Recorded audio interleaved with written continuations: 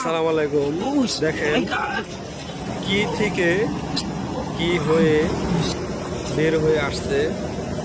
সে তুললো একটু বালু, ঠিক আছে।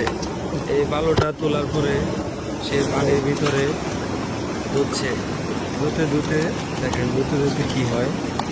ভিডিওটা শেষ পর্যন্ত দেখেন, কেউ স্কিপ করবেন না, টেনে দেখবেন না, তাহলে শেষ পর্যন্ত দেখে মজা পাবেন না। এটার মজাটা রয়েছে শেষে। তো দেখেন পানিতে সে ধুতে ধুতে কি হয় লাস্ট পর্যায়ে। তো আসলে লাস্ট পর্যায়ে কি হবে এটা সবাই বুঝতেই পারতেছেন।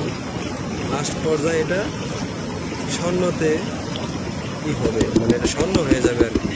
স্বর্ণের যে ছোটো ছোটো দানা সেটাই বোঝাবে আর কি। ও যে দেখেন স্বর্ণ, একদমই স্বর্ণ।